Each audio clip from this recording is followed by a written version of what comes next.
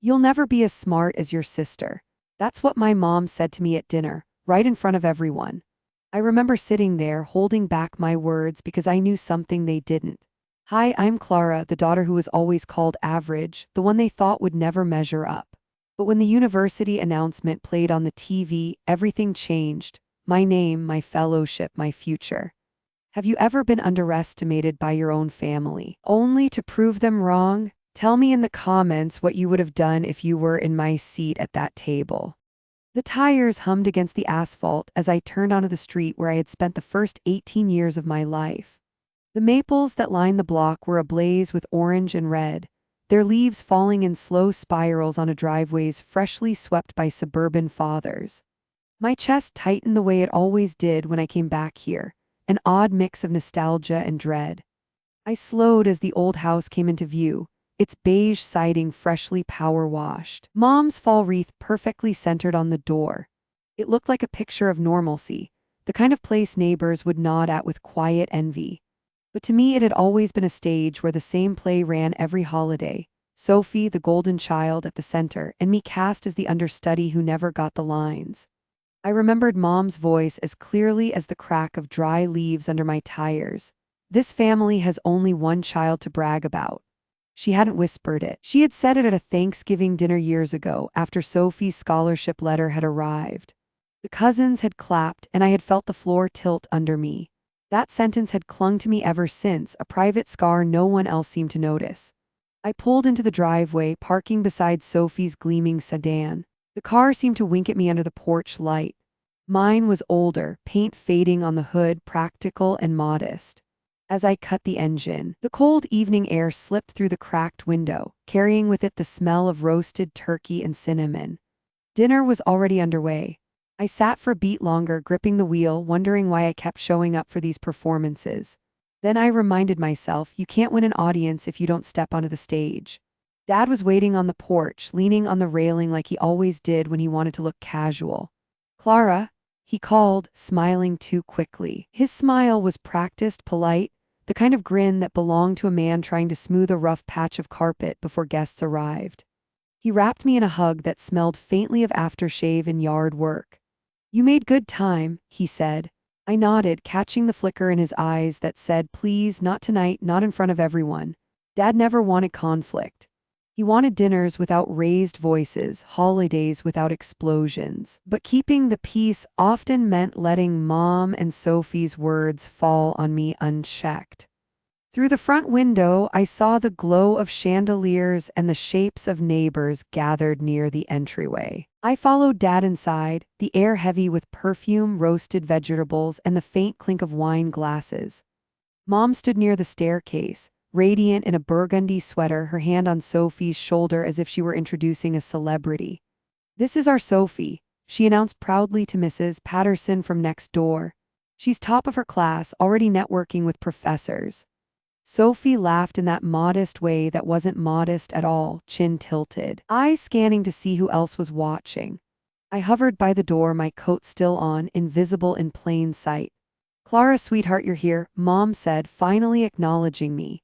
Her tone was warm enough to pass for genuine, but I recognized the edge beneath it. She didn't ask about my job or the project I'd been working on. She didn't mention the late nights or the paper I had submitted for review. Instead, she adjusted Sophie's hair and returned to her story, retelling for the third time how Sophie's professor had compared her to a young prodigy. Neighbors smiled, nodding politely. No one asked me anything. I slipped into the living room, the old family photos staring back at me from the walls. Sophie's graduation framed in gold, her cheerleading trophy polished, her certificates lined in neat rows. My own accomplishments were there too, but smaller, tucked in corners as if they had run out of wall space. I laughed quietly to myself. Space had never really been the issue. Priority was. As dinner was called, the table stretched wide, candles flickering down the center. Plates of stuffing and mashed potatoes steamed, cranberry sauce glistened like rubies in cut glass bowls. I took a step toward the seat I had always occupied, halfway down on Dad's right. Mom's voice cut through the chatter, sharp as the clink of crystal. "Don't sit there, Clara, that's for Sophie."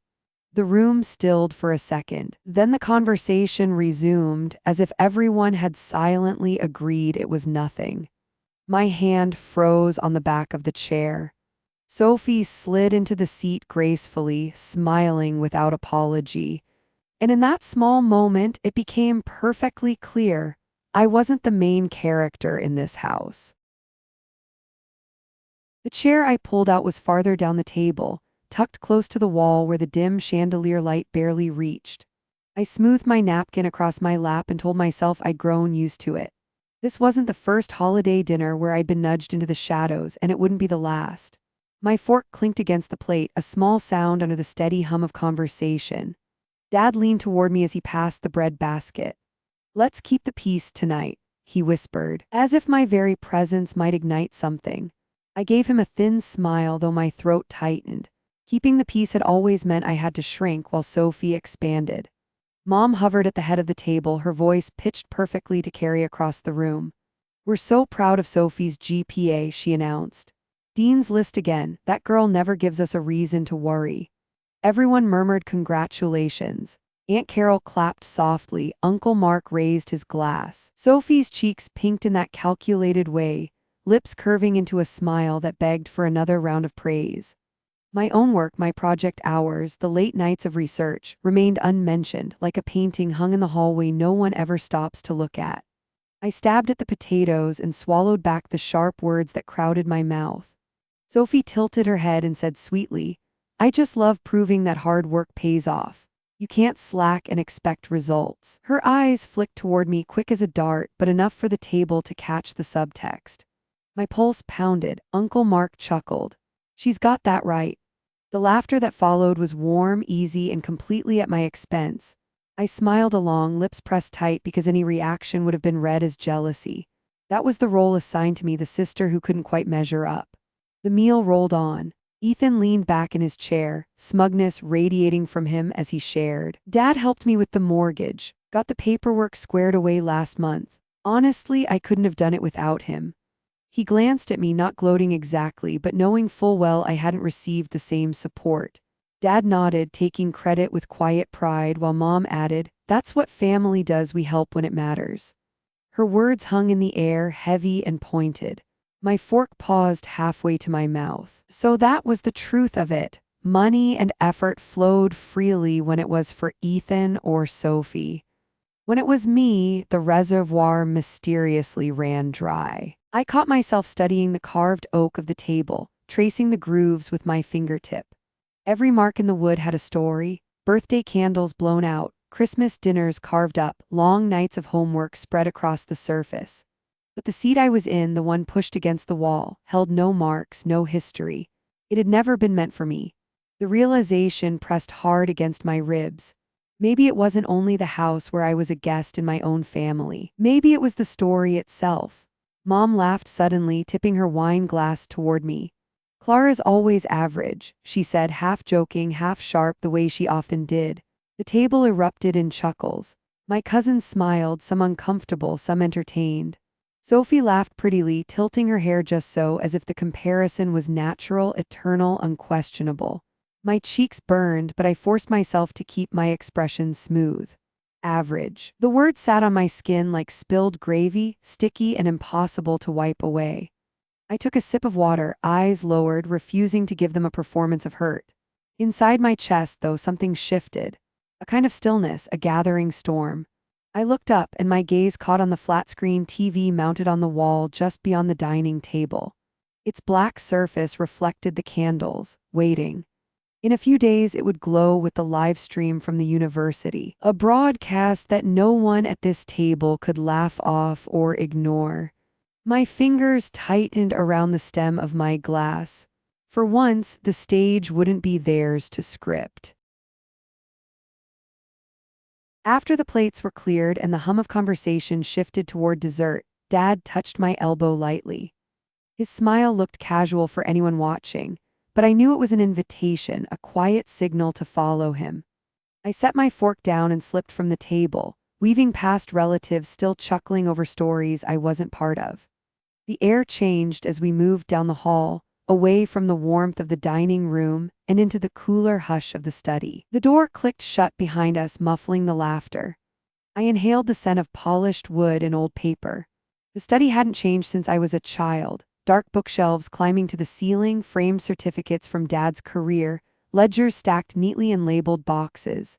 It felt like stepping into another world, one where rules were written in ink and permanence.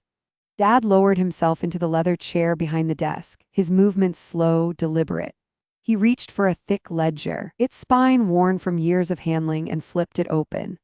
"Clara," he began, his tone even, "inheritance will be about responsibility." He said it as if it were an unshakable truth, the kind that didn't need discussion. My stomach tightened. I watched his hands, the way his fingers lingered on Sophie's name scrawled neatly across a column. He spoke of her with quiet admiration, her discipline, her clarity, her so-called ability to manage. Every word stacked bricks on a wall I'd been trying to climb for years. I let him finish, then asked softly, "And what about me?" The question hovered in the room, fragile and sharp at once. Dad's eyes shifted, but he didn't meet mine. He closed the ledger halfway, buying time with the sound of paper brushing against paper. "You're doing fine," he said finally, his voice clipped. Fine, that word again, like a polite dismissal at the end of a meeting. I leaned forward, unwilling to let it end there. "Am I not responsible? Is that what you think?" My voice was steady, but inside I felt the old ache flare. I needed him to say it out loud, to admit what I had always suspected. He exhaled slowly, gaze fixed on the ledger. "It's not that, it's just Sophie has shown she can handle pressure. She's consistent, reliable." I bit down on the inside of my cheek. Reliable. As though I hadn't held down 2 jobs through grad school. As though I hadn't paid every bill on time. As though responsibility wasn't the very thing keeping me afloat when no one else lifted a finger. My hands curled into fists at my sides, nails pressing into skin. I stepped closer, and that's when I saw it, a draft document partially tucked under the ledger. The title leapt out at me: Trust Allocation, Preliminary. I reached for it instinctively, but Dad's hand pressed down quickly as if shielding it. My heart pounded as my eyes scanned the visible lines. Sophie's name, bold and clear, Ethan's, penciled with figures beside it, my own absent, entirely absent. I whispered, throat tight, "My name isn't here." His jaw clenched, and for a flicker he looked older, weary. He shut the ledger with a heavy thud, the sound echoing like a gavel. "This isn't final," he said, his voice low. "We'll revisit later, sweetheart." The word later sliced through me. Later meant never. Later meant excuses, avoidance, deferral until it no longer mattered. He stood, signaling the conversation was over, but my eyes stayed locked on the closed book. The hidden power inside it. I knew then that the battle wasn't only about respect. It was about the future written in ink I hadn't been invited to hold. I carried the weight of Dad's words with me as I climbed the stairs, each creak of the wooden steps echoing louder than it should. My old room sat at the end of the hallway, the door still decorated with a faint outline where a childhood sticker had once been peeled away. I pushed it open and was met by a wave of nostalgia mixed with a strange kind of exile. The posters I had taped to the walls as a teenager still clung stubbornly, corners curling, images faded. A band I no longer listened to stared back at me, their smiles frozen in time. The bedspread was new, something Mom must have swapped in, but the bones of the room were unchanged. It was a room preserved for a version of me they remembered, not the one who had grown up. I set my bag down on the desk, opened my laptop, and watched the screen flicker to life. The glow filled the room with cold light, bouncing against the pale paint, highlighting dust on the old bookshelf. My heart ticked faster as the familiar chime of an email notification popped up. I leaned closer, breath shallow, eyes scanning the subject line. Fellowship finalist notification. For a second, I couldn't move. My hand hovered above the trackpad. This was it, the sliver of recognition that could shift the story if only I held onto it carefully. I clicked, and the message unfolded. "Congratulations, I was selected as one of the finalists for the University Fellowship, with the final award to be announced during the upcoming live stream." My chest swelled, a mix of relief and fire. Proof, not gossip, not family lore. Real, documented, time-stamped proof. I opened a video call. The screen filled with David's familiar face, hair tousled, a smile breaking across his lips the moment he saw mine. "You look like someone who just won something," he said. His voice steadied me, pulling me back from the edge of disbelief. "Finalist," I corrected, but I couldn't hide the grin spreading across my face. "It's not official yet, but it's something." "It's more than something," he replied firmly. "Clara, this is your proof. You've been waiting for a chance to show them, and here it is. Don't downplay it. Print it, hold it, make it real." The sincerity in his tone grounded me.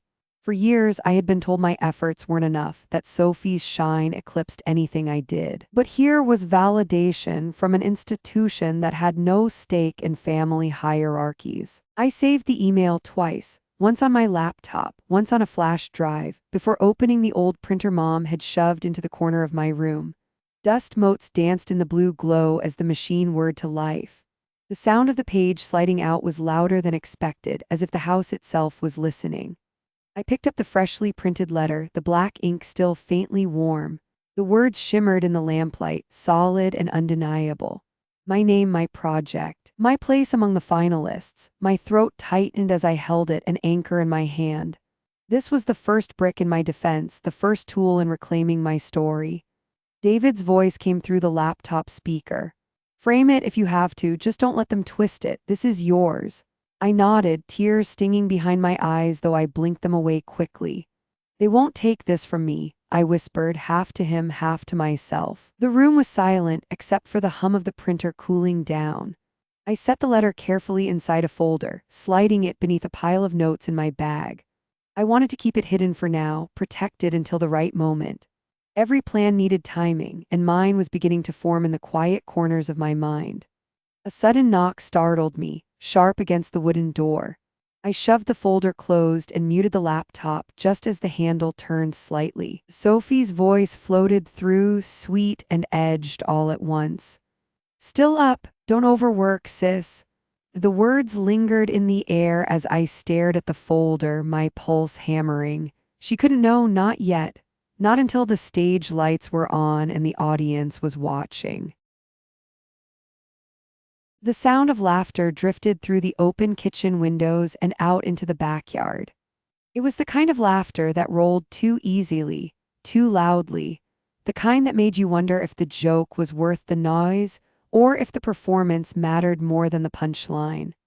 The smell of grilled burgers and sweet corn lingered in the air, blending with the faint crackle of sparklers children waved along the fence. It was 4th of July suburbia at its finest. Patriotic bunting strung across the deck rails, plastic cups of lemonade sweating on picnic tables, lawn chairs arranged in uneven rows. I stepped onto the patio, the weight of their voices falling on me before anyone even looked my way. Uncle Mark was already in his element, gesturing with a half-empty beer as he retold an old story about SAT scores.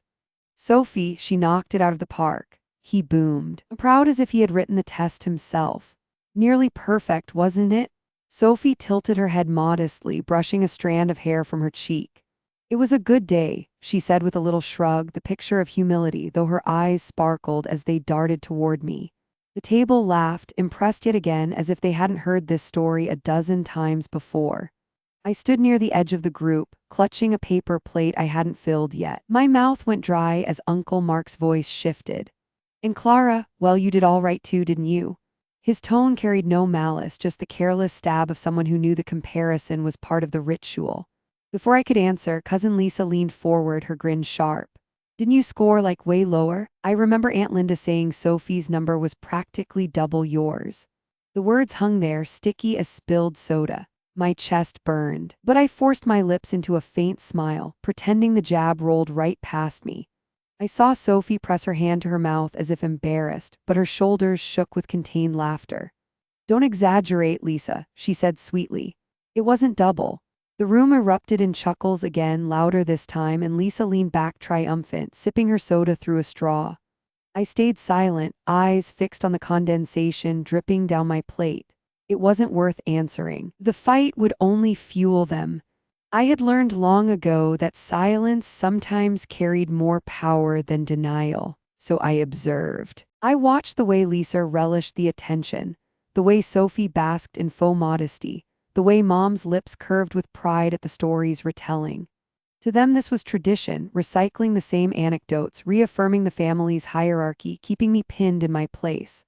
The sun dipped lower, fireflies beginning to spark along the fence line. Conversation shifted, but the sting lingered. Someone mentioned Sophie's professor again, someone else her internship. Every nod, every wow, reinforced the chorus. Meanwhile, I blended into the edges of the group, invisible and indispensable at once, the necessary backdrop for Sophie's spotlight to shine brighter. Then Lisa said it outright, without sugarcoating, as if she'd been waiting all evening. Clara's never been the smart one. The laughter that followed was the cruelest yet, not loud but knowing. A ripple of agreement. My fingers tightened on the flimsy plate until it bent. For a heartbeat, I considered leaving, just walking down the driveway and disappearing into the dark. But then my phone buzzed in my pocket, a vibration sharp enough to jolt me back to myself. I slipped it out, shielding the screen from view. A message from the program director lit up the display. "Tomorrow, big announcement." My pulse quickened. The timing was perfect. While they laughed, while they dismissed me, tomorrow was already on its way. And tomorrow, the story would be theirs no longer. The ringtone startled me awake, sharp against the quiet of the morning. I blinked at the screen, surprised to see Aunt Carol's name glowing back at me. We weren't particularly close, holiday hugs, polite small talk, but rarely phone calls. I slid my finger across the screen and pressed it to my ear. "Clara," her voice came, low but steady. "I've seen how they treat you." The words landed like a match striking. I sat up straighter, my heart pounding. No one in this family ever acknowledged it outright, not even Dad. They smoothed it over, called it teasing, tradition, keeping the peace. But here was Carol, cutting through the fog. She suggested we meet at the small coffee shop by the town library, the one with chipped blue tables and chalkboard menus that never seemed to change. I pulled on a sweater and drove through the quiet suburb, streets still damp from an overnight sprinkle. When I walked inside, Carol was already there, her hands wrapped around a steaming mug, eyes darting toward the door like she was afraid of being seen. "You look tired," she said gently as I sat across from her. "Last night couldn't have been easy." I forced a laugh. Easy isn't a word that comes up much around here. Carol leaned in, her voice dropping. "Linda, your mom, was bragging last month at book club. Said Sophie will manage the estate when the time comes." She said it as if it's already decided. My chest tightened, though I wasn't surprised. The ledger in Dad's office had already shown me enough. Still, hearing it repeated in public, echoed through social circles, made it sting differently. "Of course she did," I muttered. "That's not all," Carol continued, sliding her phone across the table. "She and the others have a group chat. I shouldn't show you this, but you deserve to know." On the screen, messages scrolled up in bright bubbles. Mom's words stood out, clear and cutting. "Sophie will carry the family name. Clara means well, but she's not leadership material." My stomach nodded. There were laughing emojis from cousins, agreements from relatives I'd once thought neutral. Every line confirmed what I had always felt but could never prove. I looked up, my throat tight. "Why are you showing me this?" Carol's expression softened. "Because it isn't right. And because one day they'll try to make you feel crazy for remembering it. Now you'll have proof." The gratitude that swelled in me was complicated, part relief, part ache that it had taken so long for anyone to stand beside me. Still, it was something. I saved the screenshots to my own phone, my fingers trembling as I tapped the buttons. This was more than gossip now. It was documented favoritism, undeniable. For the first time in years, I felt less alone at that table. Carol reached across, squeezing my hand lightly. "Clara, you're stronger than they know. Don't let them write you out." I nodded, swallowing hard. "I won't." We talked a little longer about mundane things, the coffee, the weather, her garden. But under every word lay the shared understanding that the family facade had cracks and she had just placed a crowbar in my hand.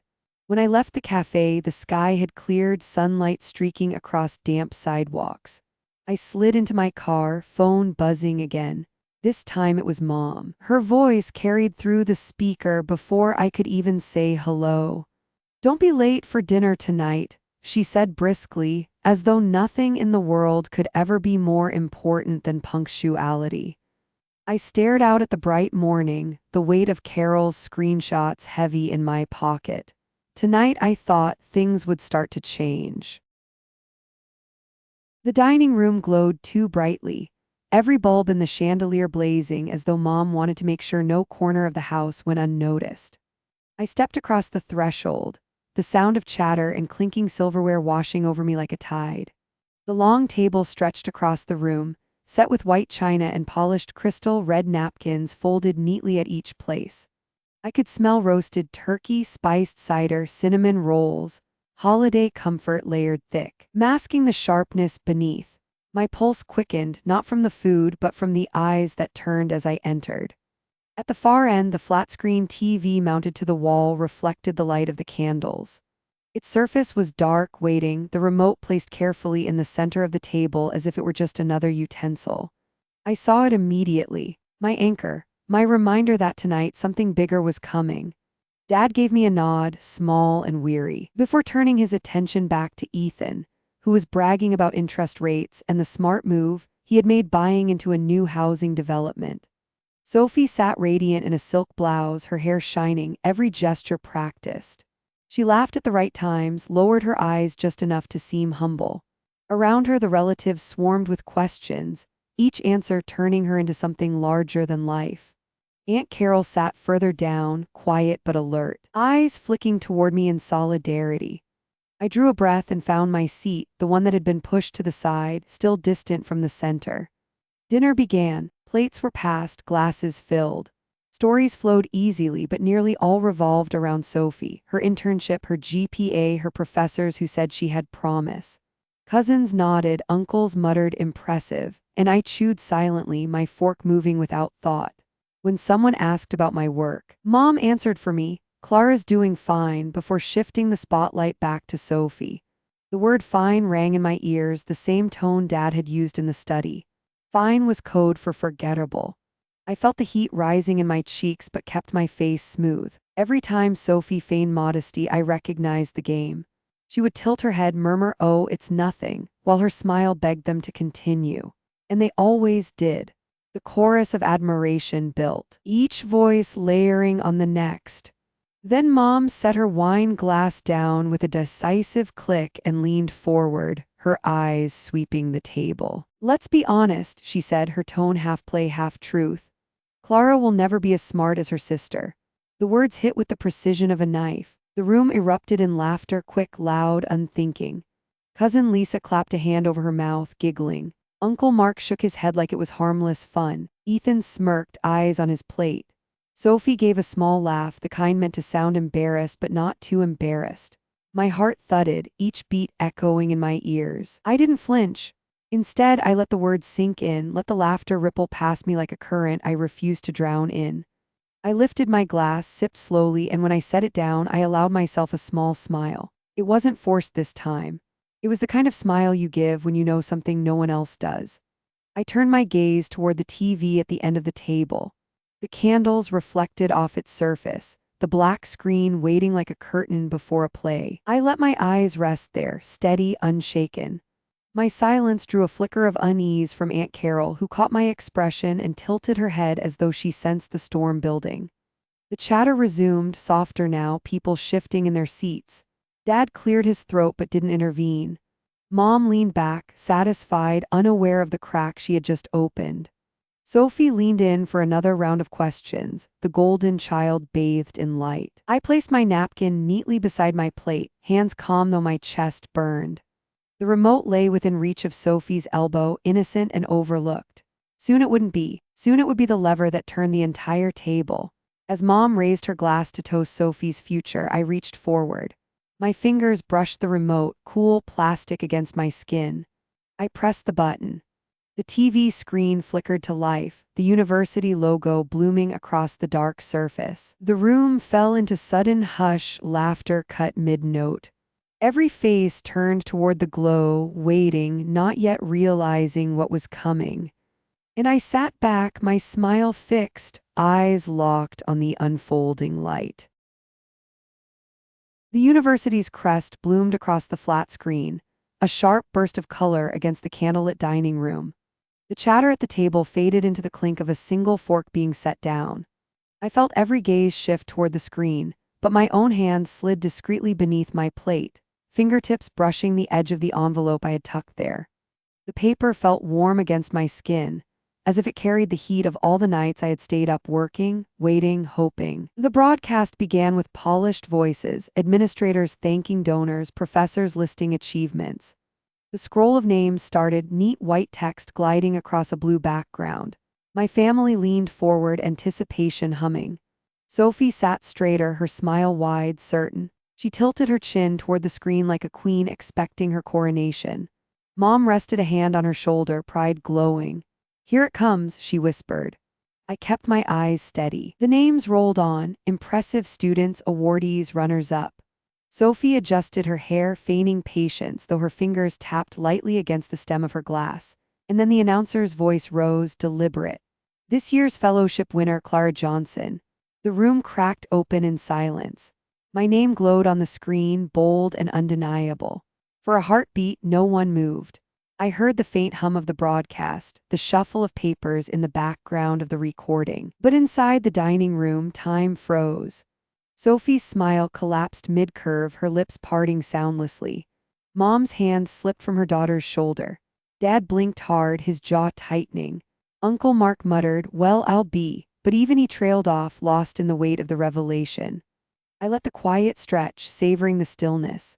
Then with measured calm, I slid the envelope from beneath my plate and opened it. The paper rustled loudly in the hush, commanding attention. "To whom it may concern," I read aloud, my voice steady. "We are pleased to inform you that Clara Johnson has been awarded the University Fellowship. This includes full tuition coverage and a stipend effective immediately." The ink shimmered under the light, every word a blow to the narrative that had been spun for years. I held the letter higher, letting the signatures at the bottom catch the candlelight, the university seal stamped in blue.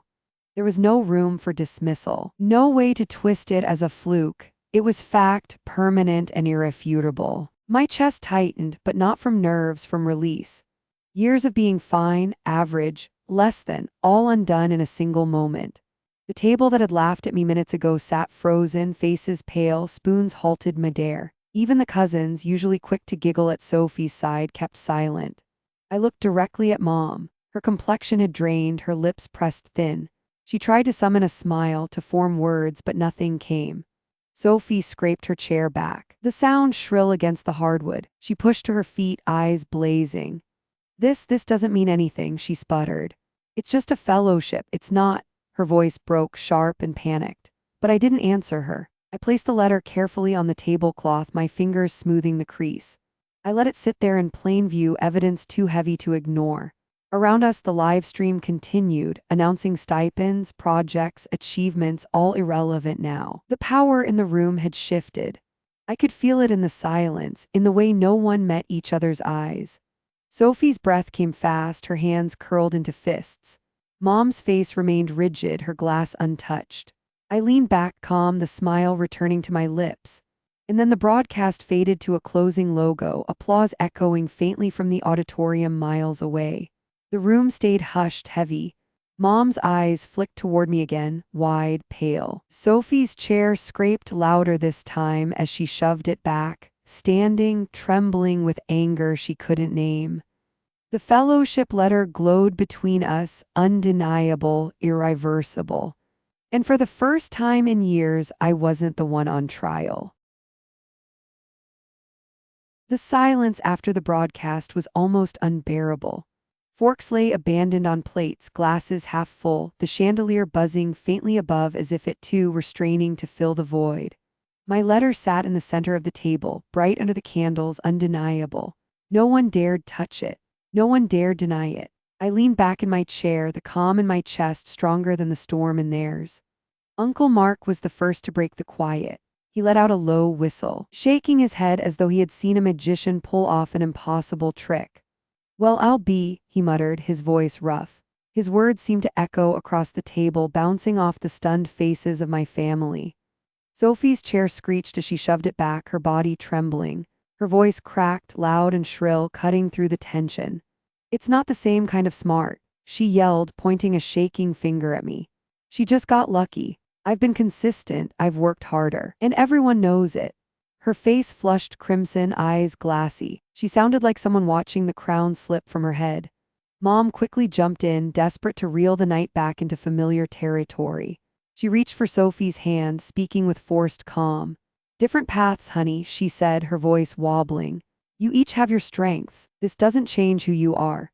Her eyes flicked toward me, narrowing, as if daring me to contradict her. But her tone betrayed panic. She wasn't smoothing the story. She was trying to salvage it from collapse.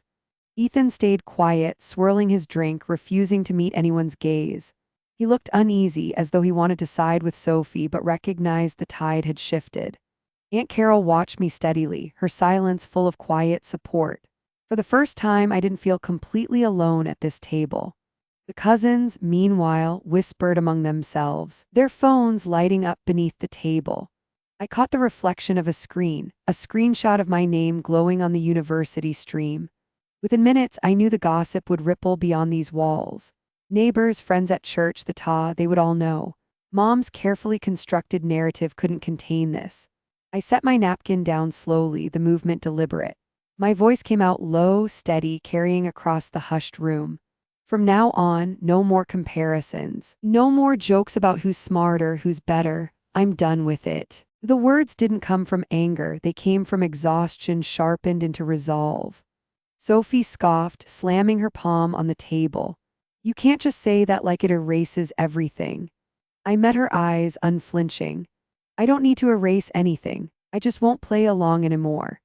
For a long moment, the only sound was the hum of the chandelier and the faint buzz of phones as cousins typed furiously, broadcasting the drama live. The empire of whispers that had held me down was now about to carry my victory forward, whether they liked it or not. I rose from my chair, the legs scraping against the hardwood. Dad opened his mouth, then closed it again, words caught in his throat. He looked smaller, somehow older. Mom's hand tightened around Sophie's, her knuckles white, her eyes following me like I was slipping out of her grasp. I picked up my bag from the corner, sliding the fellowship letter safely inside. The weight of it grounded me, steadied me. Without another word, I stepped toward the doorway. Behind me, the cousins' whispers grew louder, the message spreading faster than wildfire. The story had flipped. I paused just at the threshold, glancing back one last time. The room was fractured, faces pale, shoulders tense, silence stretched thin. I let the sight sink in, not with cruelty, but with clarity. For the first time, I wasn't the punchline. I was the proof. And then I turned toward the hall, preparing to leave the house behind. I gathered my things in silence, sliding the laptop into my bag and tucking the fellowship letter carefully between its sleeves. The paper felt sturdier now, like a shield I had forged with years of work no one had bothered to see. The dining room still hummed faintly behind me, relatives murmuring in clusters, phones buzzing with messages, Sophie pacing like a storm. I didn't look back. My hands moved with purpose. Zip the bag, fold the strap over my shoulder, pick up the keys. Every small sound punctuated the end of something. As I stepped toward the front door, I felt Dad's eyes on me. He stood by the hallway, his shoulders heavy, his face caught between pride and regret. For a moment, he looked like a man trying to gather words he had never practiced saying. Clara, he called softly. I turned, waiting. His mouth opened, closed, then finally settled on a few simple words. Maybe we were wrong.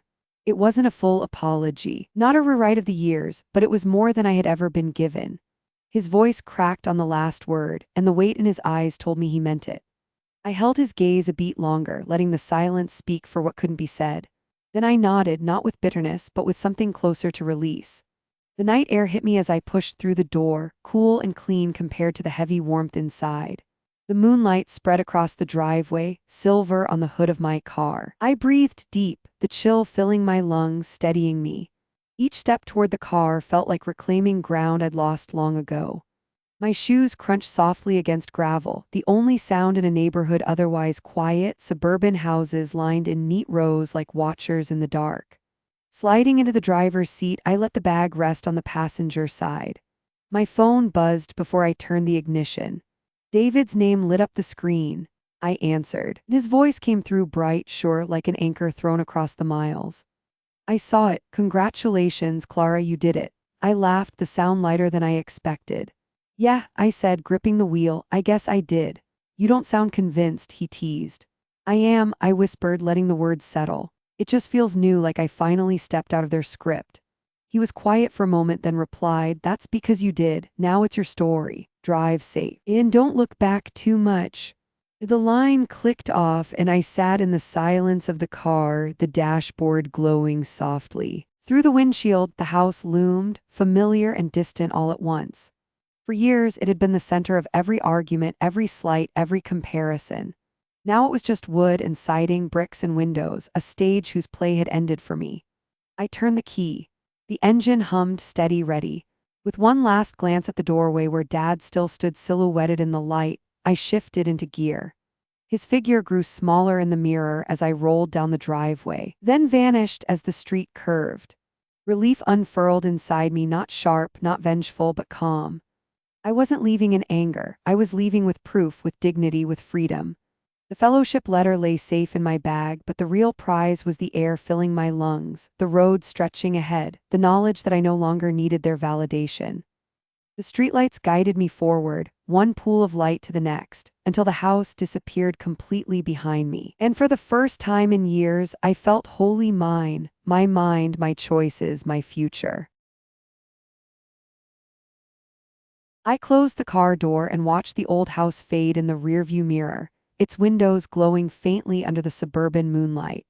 For years, that place held my silence, but tonight it witnessed my proof. What I learned is simple. Fairness in a family isn't a gift, it's a responsibility. Parents who favor one child over another don't just hurt feelings, they break trust. Setting boundaries isn't rebellion, it's the only way to grow without chains. As the road stretched open before me, I felt lighter, the night air filling my lungs with a freedom I had earned. If the story touches you, please like, share, subscribe, and leave a comment. Type 1 if you sympathize, type 2 if you see room for improvement.